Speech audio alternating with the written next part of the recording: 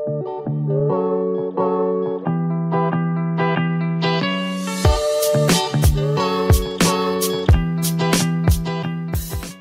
so today's schedule, looking at the 5th until the 9th of April, means today literature. I will see you again on Thursday for language.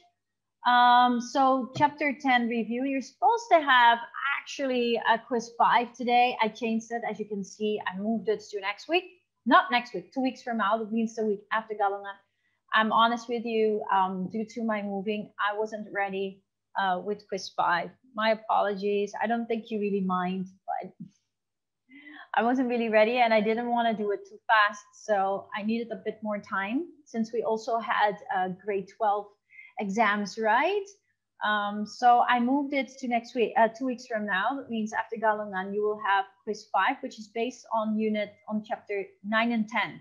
And then the week after, you will have quiz 6, which is based on chapters 11 and 12. And then the week after that is already the first week of May, where you will have your unit test for listening, speaking, reading, writing, and you would have to submit everything, including your literary project, okay? So make sure that you work on your work, yeah? And make sure that nothing is left out on unit 3. So for language, you can just go over unit 3. The grading form, it has been last updated before I made your report, so that's very clear. Check what you haven't done yet. Use your checklist that I gave you also for chapter 3, because I don't edit the grading form constantly. Yeah, so you must use your checklist to keep up what you have done or not yet done. Got that? Yeah. And make sure that everything is covered. And if it comes to the literature quizzes, make sure you've done all. We have done already 1 until 4. So make sure you've done all of them. If you missed out on 1 or 2, then you should do it ASAP. Yeah? Awesome beans. That brings us to chapter 10 basically today. As a review, okay, it says Odysseus at the palace. Okay, who can tell me what chapter 10 is about?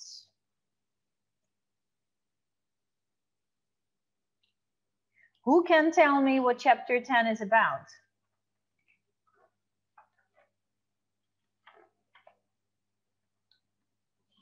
No one? What is it, Miss? What is chapter 10 about? Oh, the chapter 10 is about when the Odysseus finally came to the palace. But in this chapter, the Odysseus had not yet shown himself to all suitors, but just like give like a sign that Odysseus have back to the palace, and kind of give a hope that everything is going to be changed. That's it. In this chapter 10. Very good. So Telemachus, his son, already knows that his dad is there, but Penelope, his wife, doesn't, right? Anyone else doesn't. Yeah, very good. So he's there and he's kind of plotting what he should do to get back his kingdom. And okay, let me ask you this, guys. Why would it be so hard? Why doesn't he just go home, go to his palace, say, hi, Penelope, I've been gone for 20 years, I'm finally back. Why doesn't he just go home? Why doesn't he just show who he really is? Maybe because he want to kill the suitors. And he cannot do that by just showing who he is? Yeah, I guess. Yeah, that's a good point. Having been gone for 20 years is a very long time. It might be that some people don't believe even that he's Odysseus. Who are you, Odysseus? No, man, he's been gone for 20 years. You're not Odysseus. That's one. Because he's been gone for 20 years. His own son even couldn't recognize him because he was a baby. That's one.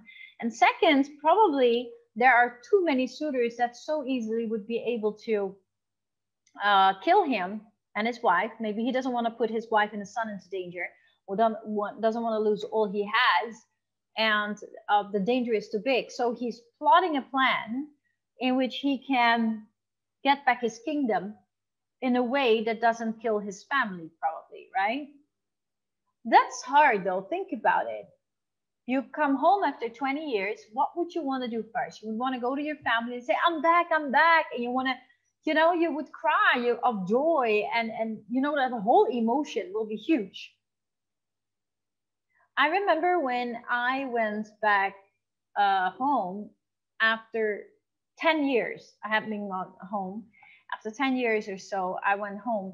And when I went off the plane and I was in Europe and I came off the plane, I start crying. Just the fact of seeing everything that I recognized, because that's where I grew up. That's who I felt who I was.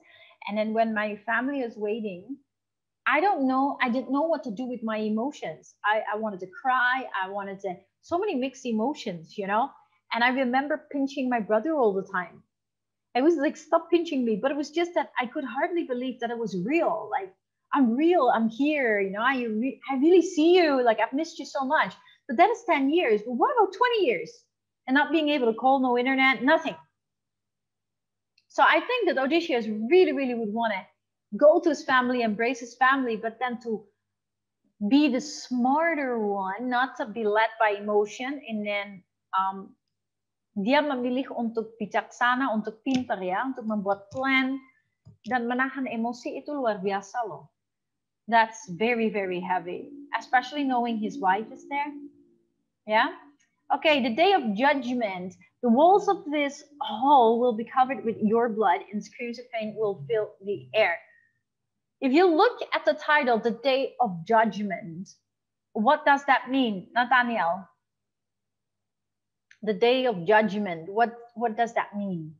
What do you think?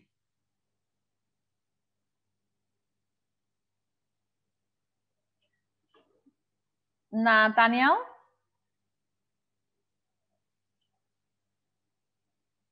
What is the Day of Judgment? Yeah. What do you think the Day of Judgment means? Remember, this is what you think it means, yeah? The day where people will be judged of their sins and doings. With regard to the story? The suitors. Yeah, okay. Can you explain? Try to use Arel, so you state your point, you explain it. Give an example from the story and link it back. Odysseus will judge the suitors and execute them one by one. Because? Why?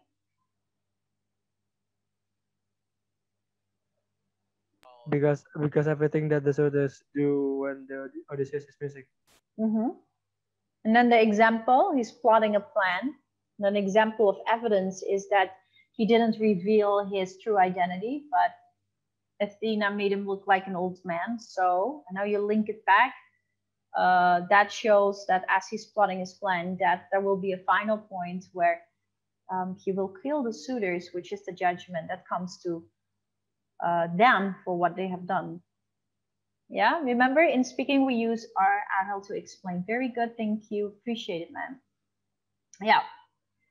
The final day of judgment. Okay, Dimas, can you start reading? Of course, miss. It's okay. Odysseus could not sleep that night. He lay awake under the blanket that the servants had brought him, thinking angrily about the suitors. They deserved to die, but how could he and Telemachus alone kill so many? Should I continue? Yeah. Athene came down from Mount Olympus to talk to him. Are you sleepless again, Odysseus? Stop worrying. You are in your own home, under the same roof as your wife and son, and you have a godness to help you. You and I could kill 10 times this number of suitors. Their fate is already decided. Yeah. Then she closed Odysseus' eyes in sleep and returned to Mount Olympus. At the same moment, Penelope woke. In her dream, she had seen Odysseus next to her in bed. He was young and good looking, as he had been on the day of his departure from Troy. The thought of him brought tears to her eyes. Oh God, he cried, let me die. A painful death would be better than married to any man who is not Odysseus. Wow, this is amazing because this really shows off her commitment to her husband, even though he had been gone for 20 years, not knowing whether Odysseus was still alive. Yeah. Commitment. Yeah, I'm very sad, but yeah, deep love then. Yeah. Okay, what is this setting right now in the story in this chapter? At the house. At the house, at Ithaca, at the palace. at the palace, their own kingdom. Very good. Yeah, awesome. Kevin, can you continue?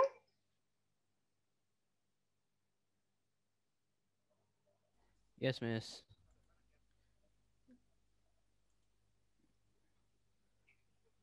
In the morning. Yeah. In the morning, the palace was busy with preparation for a meal even bigger than usual. The day was a public holiday and the suitors planned to celebrate it well. Em arrived with some pigs for the meal, and the cow farmers Pilotius also brought some animals. When he saw Odysseus sitting quietly in the corner, he stopped suddenly and stared. Greeting strangers, he said. You confused me just then because you remind me so much of my master Odysseus. Oh, it would be wonderful surprise if he ever came home. I often think of leaving Ithaca so that I do not have to obey the arrogant suitor's order. But I cannot do it because I cannot give up all hope of my master's return. Yeah, okay. So Kevin, can you tell me something about the character of this man? If you read this, what can you get from this man? Loyal? Yeah. And okay, explain, He's give very reason. loyal. Yeah, and how do you know what's the evidence that he's loyal? Always Um, evidence. Wait. In the last sentence, but I cannot do it because I cannot give up all hope for my master's return. Yeah, very good. Awesome. Yeah, awesome. Okay, guys, remember, yeah, whatever you answer, you always have to come up with evidence. Yeah, that is so important. It's one of the things in literature or in English language or even in Bahasa, which is always necessary, especially if we're doing something text-based. Always come with the evidence, so the explanation and evidence. Yeah, awesome. Yeah. He cannot give up hope on his master. So whatever the outcome, he's loyal to the end. It is amazing. You know, that's like a super strong characteristic of someone. Hard to find. Thank you. Aksara, can you continue? Starting from where, miss? I kind of forgot. Yeah, no problem. Odysseus replied. Okay. Odysseus replied, you are clearly a loyal and honest servant, so I will give you some news. Odysseus is on his way home. Before the end of the day, you will see him again with your own eyes. Stranger, I hope that you are right. It is my dearest wish. The father Melanthius, who had also come for the meal, heard their conversation. This smelly old man is mad, Philotheus. It's quite hard. Yeah. He laughed. And you are mad too, if you listen to his crazy prophecies. When the food was ready, everyone took their seat in the hall. Telemachus carefully made sure that Odysseus was given a seat near the doorway. Sit and eat with the suitors, he said loudly. Suitors, there will be no fights or insults here today. Yeah, it's amazing how these suitors have such bravery to just go against the family. Yeah, unbelievable. Just because they are like more than one, like in what is that, full form. Okay, we're gonna ask Vanessa. Can you continue reading, Vanessa? Yes, miss.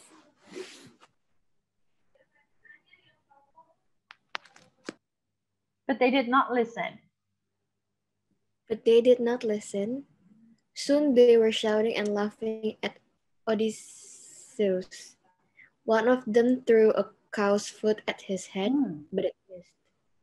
Telemachus turned the man and said, "You were lucky that did not hit him.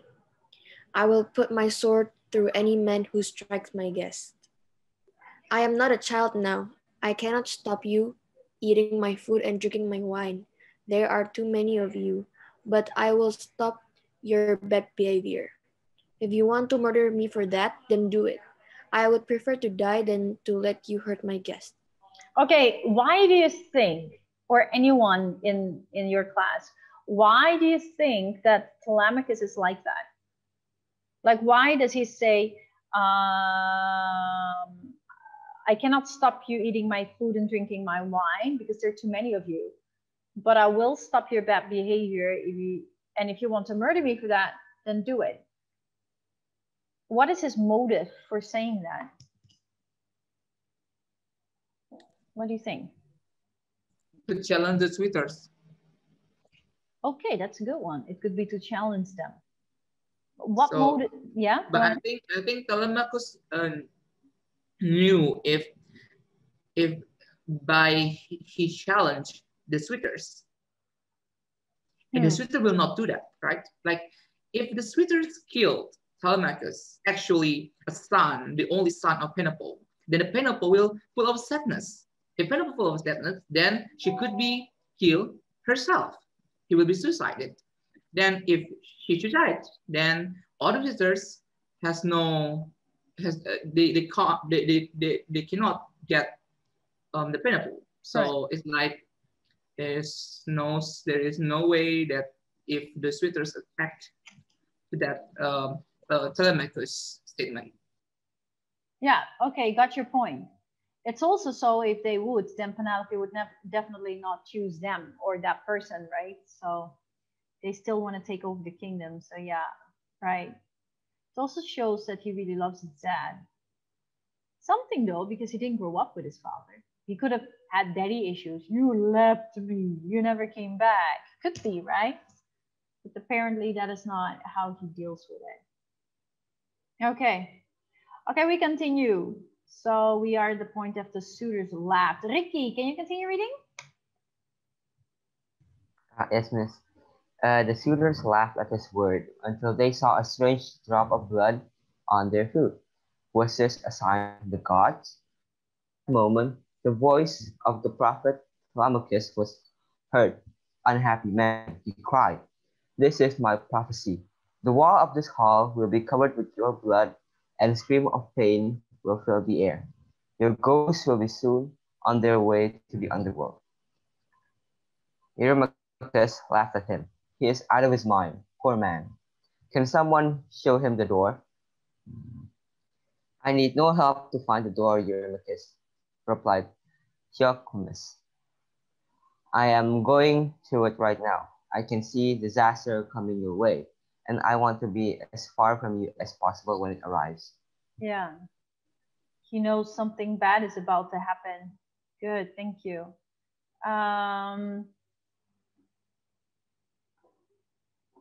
Gisela?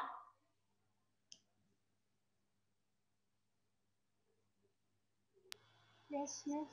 Can you continue? I need no help to find the door. Eurymachus replied. Sure, he left the hall. He left the hall. The suitors looked at each other nervously, but then started to laugh again. "You have chosen some strange people to invite here as your guests," Telemachus said one. "First a smelly old man, and now a mad prophet." At this point Penelope entered the hall. She had spent the morning thinking sadly about her situation. Now she had reached a decision. "Suitors," she said, "you have taken advantage of my son for long enough. Although I have no wish to marry again, I must now choose a new husband. That is the only way to save my son's property from your greedy hands. Today will be the last day that we eat free food in this palace. Tomorrow I will go to the home of my chosen husband, and the rest of you will leave this place. As you Yeah. can So she then gets a husband, she leaves, and then Telemachus can stay in the palace, so it's not lost. So basically, the mom is self-sacrificial. She sacrifices her own happiness in order that Telemachus can continue to live in that place, right? But it might also be a trick in a way, right? Okay, Clarence, can you continue reading? As you can see, I am carrying a bow. This belongs to my husband, the famous hero Odysseus. I will marry the man among you who is most skilled at using this bow. You must train it, which is not easy if you do not have Odysseus' great strength. And then you must shoot an arrow through 12 axe handles. Telemachus, please arrange the axes in a line. Telemachus took the axes that his mother's servants were carrying. He dug the axe heads into the ground so that the metal rings on the handles were exactly in line. Then he said, "Gentlemen, you have your instructions for the competition. But before you start, I would like to try the bow myself. Tomorrow, I will have to say goodbye to my mother. But if I succeed with the bow, at least I will know that I am as strong as my father." Okay, thank you. Yeah, very good. We continue. Prakoso? Yes, miss. Okay. Telemachus stood in the doorway with the bow. 3 times he tried to bend it, but 3 times his strength failed. The bow shook, but it did not bend. He tried a fourth time and felt that he would succeed. But shook his head gently, and Telemachus put the bow back on the ground. Well, really, I will always be known as a weak man compared to my father, he said. This bow is too much for me. Who else will try it? Yeah. Why would he do that? Why would Odysseus shake his head as in, like, no, don't? And why did Telemachus not continue? And why? Anyone?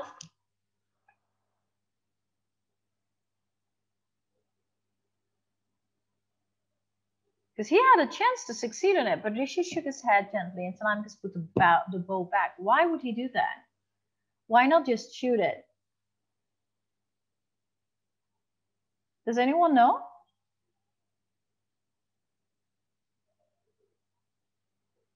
No? Probably because of the danger, being afraid that the suitors would kill Telemachus, of him being stronger. It would have endangered the whole situation. Probably the suitors will have gone against him. So no, like just, don't draw the attention to yourself, just let it go. Okay, we're gonna continue. Irene, can you continue? Well, clearly. Oh no, Leodas. Leonis was the first suitor to come forward. He tried and tried to bend the bow, but it was impossible. "Friends, I cannot do it," he said. "Let someone else try, but I fear that this bow will break the heart of my men here today." Antinous cried, "Do you think that you are the strongest man in the room, Leodes? You cannot swing the bow, but others will do it. Wait and see." Other men tried, but they failed too. Eurymachus and Antinous watched and waited, learning from the others' mistakes. Yeah, thank you. Very good. So no one is able to do it yet. Okay, Sean, can you continue at this point? At this point, Eumaeus and Philutius, the cow farmer, left the hall. The competition was bringing to an end their hopes for Odysseus' happy return. They could not watch it any longer. But Odysseus came running after them. "My friends," he said, "do not leave yet. I have an important question for you. If Odysseus returned, would you fight with him or with the suitors? You would soon see the strength of my right arm if I could fight the suitors at Odysseus' side."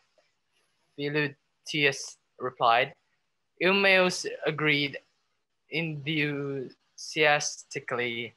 Returned Odysseus continued, well, here I am. Yes, it is true. I am your master.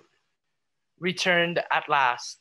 Look, here is the scar that I got in a hunting accident as a boy. As he spoke, he showed them his leg. When they saw the scar, the farmers threw their arms around their master and tears ran down their faces. Yeah, very good. Stop Thank crying. you. So they believed him by seeing the scar. Why do you think, Sean, why do you think that Odysseus is revealing himself to those two men? Could you repeat? Why do you think that Odysseus is revealing himself to these two men? So that he could recruit some allies to fight the suitors. Very good. It's very smart of him to do so, right? Awesome beans. Thank you very much. Cool. Samuel, can you continue?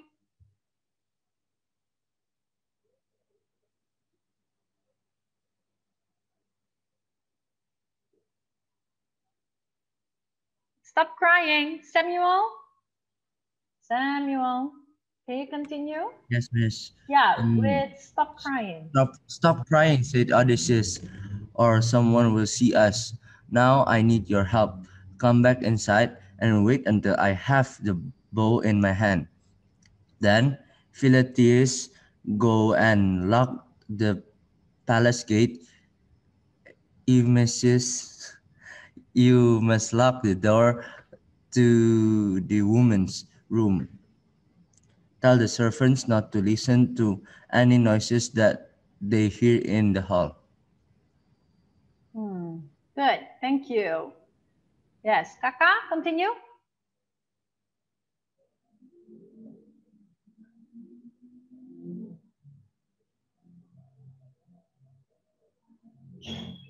Kaka, Christopher? No? Okay, Winona? Yes, miss. Continue, please. They went back inside? Okay. They went back inside and continued to watch the suitors with the bow. And it was now Eurymachus' turn. He was a proud man, used to success in all things. He tried again and again to string the bow, but it refused to bend. Finally, he cried out in anger, "Stupid bow! This is bad news for all of us. I do not care about the marriage. There are plenty of other rich women, but all over Greece, people will say that we are weak compared to the great Odysseus." Yeah. Yeah, thank you very much. What does that say about them though, guys? If this guy says, stupid bow, I mean, like there are plenty of rich women all over Greece, right? What does that say about these guys? So what is their motive of being there? Money. Yeah, they, what? Money, miss. Money, yeah, definitely. So they just want it easy. They want to marry a rich lady and then have all the estates, the wealth. That's an easy buy-in, right? So it's not love, but it's definitely greed. It's money, yeah. Okay, we continue. Jocelyn, can you continue? Yes, miss. Everything will be fine? Everything will be fine, Eurymachus said. Antinous, today's a public holiday, a day for fun, not for test or of strength. Let us leave the competition for now. Tomorrow we will pray to the god Apollo, whose skill with the bow is famous among gods and men. Then we will try our strength again. The other suitors liked this idea, but Odysseus stood up and said, "Before you stop, could I try? I would like to see if there is any strength left in these old arms of mine." Yeah. The suitors, Yeah, continue. The suitors were very angry. They were frightened that the strange old man would succeed where where they had failed. If you touch that bow, stranger, we will take you prisoner and sell you abroad, said Antinous. Well, we will. Penelope Thank you. interrupted. Yeah, so in this case, they were afraid, whereas actually he looks like a strange old man. What is there to be afraid of, right? It doesn't make sense. Okay, Catherine, can you continue?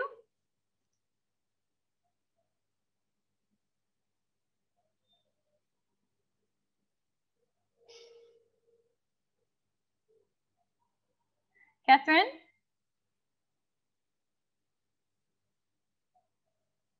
Vanessa? Yes, miss. Can you continue?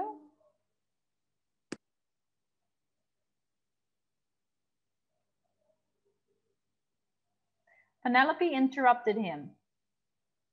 Penelope interrupted him. Antinous, stop. This poor stranger is our guest, and you must talk to him politely. He has no intention of becoming my husband. I am sure he knows that is impossible. So let him try his strength against the rest of you. What harm could it do? It was Eurymachus who replied, the people who think badly of us, if he succeeds, he is old and homeless, and we are the finest young men in Greece. Our reputations will be ruined. Penelope gave a little laugh. For years you have been eating and drinking, and invited at another man's table. Your reputations were ruined long ago, Eurymachus. Yeah. So that's definitely a softer way of rebuking them, of saying like, what reputation? You don't have a reputation, you know, after how you treated. Okay, Angel, Claudia, continue.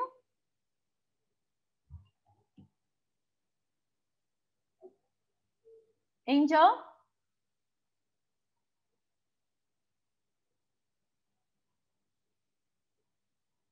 Karen? Yes, miss. Okay, can you continue, Mother? Mother, said Telemachus, the bow was my father's, so now it is mine. I should choose who can hold it. But go now to your room and busy yourself with your work. Or sleep if you can. You look tired today. The competition to choose your husband will start again tomorrow. Penelope realized that Telemachus was right. She left the hall and returned to her bedroom. There, tired after her sleepless night, she fell asleep. Telemachus now ordered Eumaeus to take the bow to Odysseus. The suitors shot insults at the pig farmer, but Eumaeus did as Telemachus said. When he had given Odysseus the bow, he went up to the woman's room and locked the doors at the same time. Peleoteus went out quietly and locked the palace gate. Now there was no escape for the suitors. Yeah, very good. Thank you. Bagus, continue. Bagus?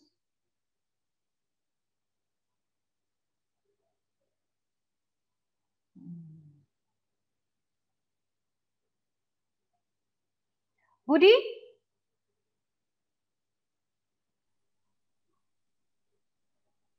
Budi?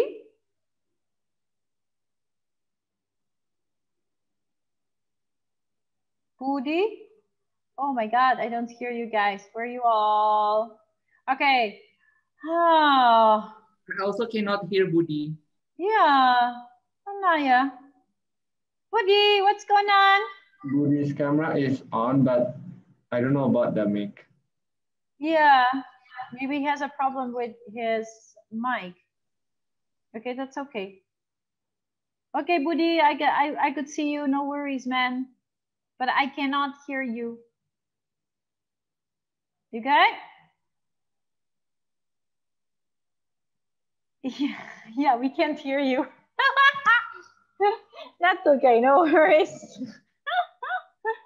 Okay, Nicholas, can you continue reading? Yes, miss. Uh, Odysseus was looking carefully at the bow to see if the passing years had damaged it. When he was satisfied that it was as strong as before, he started to bend it as easily as a bard strings his instrument before a musical performance. Odysseus bent the bow and put on the string. As the suitors looked at him angrily, they heard thunder outside. Odysseus smiled at this sign of support from the great god Zeus. He picked up an arrow, aimed, and shot. He did not miss a single ring. The arrow sped straight through from the first axe handle to the last. Odysseus looked at Telemachus to check that he had his sword ready. Then he said, "Suitors, I have won your competition, but now I am going to uh, shoot something that no one has ever hit before." From the doorway, he aimed an arrow at Antinous. Yeah, very good. Thank you. Yeah. So now the fight. Miss, you can hear me now? Yeah, I can hear you now. Budi, can you read? Okay, Miss. Antinous had just reached. Okay. Antonius had just reached for his wine cup. He never imagines for one moment that anyone will try to kill him in the company of so many friends. The arrow hit him in the neck. The cup dropped from his hand and he fell to the floor with a crash. The suitors starts at Antonius's dead body in shock. "Stranger," they shout, "you will pay for this accident with your blood." Many of them were not carrying their swords, so they looked for the swords on the walls. Too late, they realized that the swords had disappeared. They still had no idea who the stranger was, and believed that Antonius' death had been a horrible mistake. Odysseus cried, "You dogs! You never thought that I would come back from Troy. So you stole my food. Then you tried to steal my wife and murder my son. For those crimes, you will all die." Exactly. Very good. So it's a real big revenge that is going on right now. Yeah. Nathaniel, can you continue?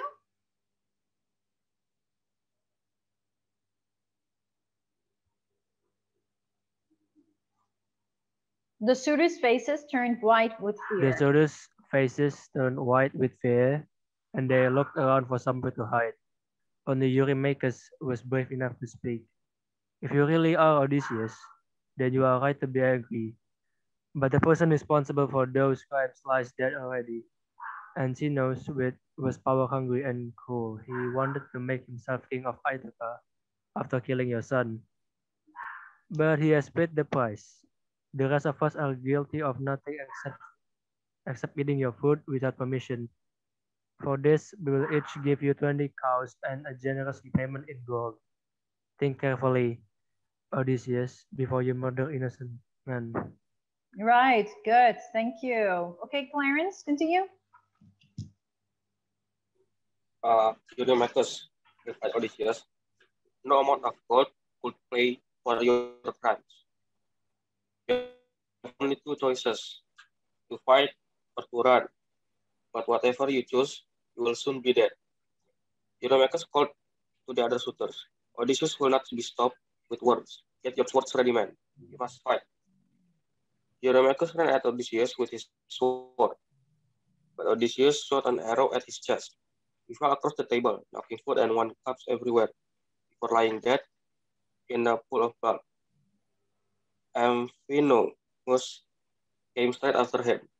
Telemachus killed him from behind as he ran at Odysseus. "Father," shouted Telemachus, "I will go and get some swords for Eumaeus and Philoetius. Yes, replied Odysseus. But wait quickly. When I have no more arrows, I will need help. Yeah. Telemachus, Very good. Thank you. Sean, can you continue?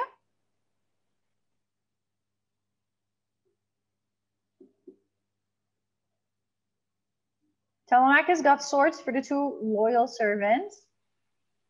Is it me again, miss? Yeah. Okay.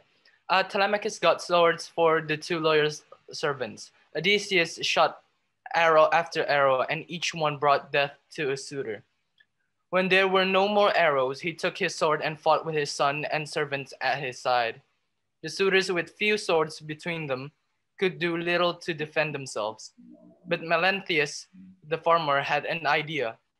Telemachus must have the sword from the hall somewhere in the palace.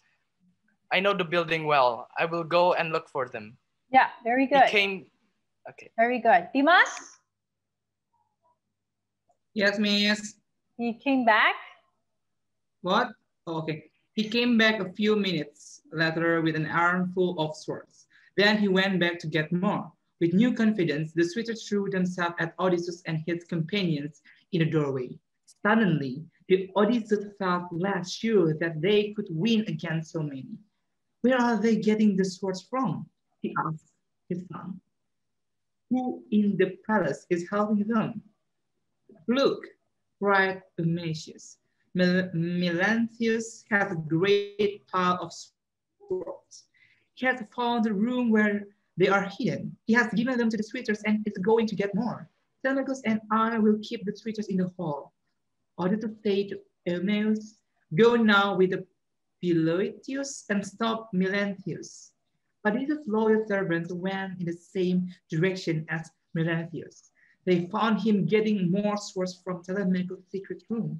They jumped on him before he showed them, and he was dead when they ran back to the hall. The suitors were now fighting hard, but Odysseus and Telemachus had managed to keep them from the doorway.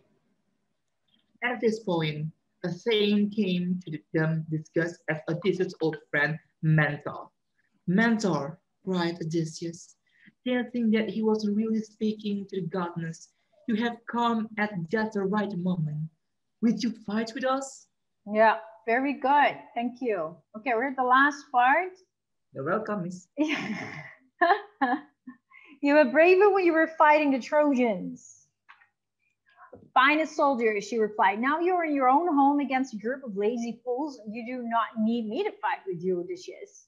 She changed into a bird and flew high above the men's head to watch the fight. The suitors started to attack in groups of 6, but Athena made sure that their swords could not hurt Odysseus and his companions. As their attacks failed again and again, the suitors' confidence left them. Finally, they ran to hide where they could. Odysseus and his men ran after them and cut them down without pity. The suitors screamed horribly as they died, and the floor was a lake of blood that must have smelled horrifically. Phemius, the bard, looked around in terror. He felt sure that he was going to die with the suitors, but his only crime had been to entertain them with a song. He ran to Odysseus and threw his arms around the hero's knees. Sir, he cried, take pity on me. You will be sorry later if you kill a bard. My songs bring pleasure to both gods and men. Your son Telemachus can tell you, I did not choose to come here. I was forced here by the suitors. It is true, father, said Telemachus. The man is innocent. Then go outside to safety, Odysseus said to Phemius. I have more work to do in here. When the bard had gone, Odysseus looked around the hall for more suitors to kill, but they were all piled on the floor on top of each other. Not one was left alive. This is like such, a very, very creepy chapter where everybody is killed. But he did that in self-defense to defend his own kingdom and his family. Kind of cool, though, that he had such a clear plan. Do you think that Odysseus would have been successful if he would have shown his true self from the beginning? No, yeah? Nah, because then they would have easily overtaken them. Kalau dia memang menunjukkan dirinya dari awal, dia berhasil nggak ya? Probably not, yeah. I think not. Yeah. So what is the takeaway you can get out of this chapter? The takeaway. What is the message you can take out of this chapter? Or what is the moral value in this chapter? All of Be a bar. your that. Clarence, go ahead. Oh, what again? The moral value is to be a bar. The moral view could be? Don't be bad. Okay. Do right. Dimas, what did you want to say? Thank you, Clarence. I see in this chapter, it's kind of the end, it's kind of the climax and also the resolution in one chapter. But we cannot see exactly how is the resolution, the end of the resolution it is. But the takeaway from in my point of view that I can take is all of our bad habits and bad attitude will get the bad result also. So seems like how Odysseus did have done in the past. We know that maybe in a some perspective we can say that he was cruel or evil, something like that, but he has a very good attitudes and a pure heart. Then even though we know life isn't always easy, then finally he received a good result also. So that's what I can take away from the last chapter. Okay, cool. Yeah, so definitely the climax. If you look at the literary element, this is the climax of the story where he takes back his kingdom. Then into resolution, that is a bit later on because he still has to fight. He has a problem with the son of, which god was it again? Oh, I forgot. He made the son blind, remember? So he has to settle one more war. And then we come to really the resolution. But yeah, maybe one of the takeaways could be like, self-control is one, how he controlled himself and not let himself go with emotion, and how he was patient to reveal himself. He didn't straight away reveal himself. So careful planning, waiting for the right time to execute your plan, but not with emotion. That's one thing we can learn, I think, also. I mean, that's what I get out of it. Like, we so easily follow our emotion and explode and go like, well, this is my right, I'm entitled to. But as you see what Odysseus did, he was entitled, it was his palace, and he had missed his family. But he carefully crafted the plan in order to win. He was patient enough. And that shows great self-control and strength in a way. And yeah, definitely the bad behavior versus good behavior. Awesome beans, very good. Okay, beloved students, I'll see you on Thursday for language. You're amazing. Take good care of yourselves. God bless you.